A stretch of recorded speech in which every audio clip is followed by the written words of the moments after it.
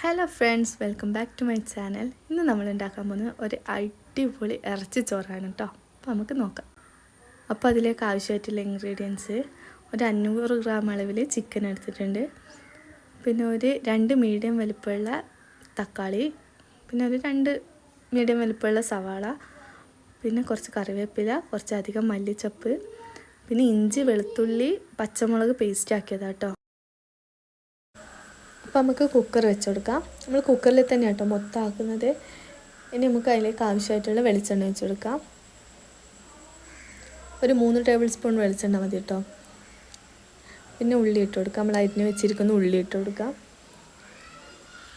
ഇനി ഉള്ളി നന്നായി ഒരു സോഫ്റ്റായി വരുമല്ലേ, ആ സമയത്തേക്ക് നമുക്ക് തക്കാളിയും കറിവേപ്പിലയും പിന്നെ ഇഞ്ചി വെളുത്തുള്ളി പേസ്റ്റ് ഇട്ട് കൊടുക്കുക കേട്ടോ. പിന്നെ അതൊന്ന് വെന്ത് സോഫ്റ്റായി വരട്ടെ. അപ്പോൾ അതെല്ലാം സോഫ്റ്റായി വന്നിട്ടുണ്ട്. അപ്പോൾ സെറ്റായിന്. പിന്നെ അതിലേക്ക് നമുക്ക് ആവശ്യമായിട്ടുള്ള മഞ്ഞൾപ്പൊടി, 2 ടേബിൾ സ്പൂൺ മല്ലിപ്പൊടി, പിന്നെ കുറച്ച് ഗരം മസാല. ഇത്രയും അതിലേക്ക് പൊടികളായിട്ട് ആവശ്യമുള്ളൂ കേട്ടോ.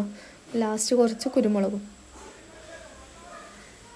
നല്ലോണം ഒന്ന് പച്ചച്ചുവ മാറുന്നവരെ ഒന്ന് ഇളക്കി കൊടുക്കാം നമുക്ക്. അതിൻ്റെ കുത്തലൊന്ന് മാറിക്കിട്ടട്ടെ.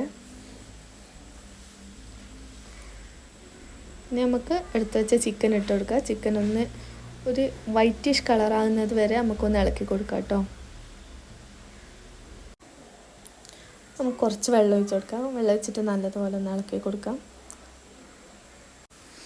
എന്നിട്ട് നമുക്ക് വെള്ളം ഒഴിച്ചിട്ട് വെള്ളം സെറ്റായിട്ടുണ്ട്. ഒന്ന് ഉപ്പ് ചെക്ക് ചെയ്യുക. ഉപ്പിട്ടിട്ട് നമുക്ക് എന്താക്കാം, കുക്കർ മൂടി വെച്ചിട്ട് ഒരു 3 വിസിൽ.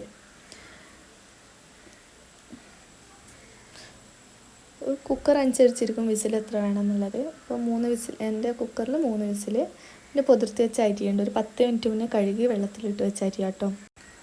ഇനി നമ്മളെ കുക്കർ ഇത് ആയിട്ടുണ്ട്, തുറന്നിട്ടുണ്ട്. ഇനി നമ്മൾ ചിക്കനെല്ലാം മാറ്റി വെക്കാം. ചിക്കൻ മാറ്റി വെച്ച് കഴിഞ്ഞിട്ട് ആ വെള്ളം കൂടെ അളന്നിട്ട് നമുക്ക് 1 കപ്പ് അരിക്ക് 1.5 കപ്പ് വെള്ളം, ഇതാട്ടോ നമ്മൾ അളവ്.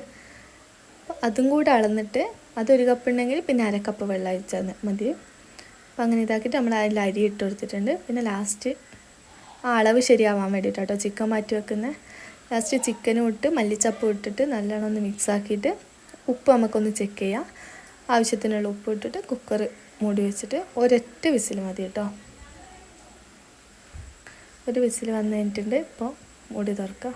മൂടി തുറക്കുമ്പോൾ ഒരു മണം വരും. എൻ്റെ പൊന്നോ, അടിപൊളി നല്ല ഇറച്ചി ചോറ് റെഡി ആയിട്ടുണ്ട് കേട്ടോ. ഇത് നമുക്ക് ബീഫിലും ചെയ്യാം കേട്ടോ. ബീഫ് അടിപൊളിയായിരിക്കും. ചിക്കനും അടിപൊളിയാണ് കേട്ടോ.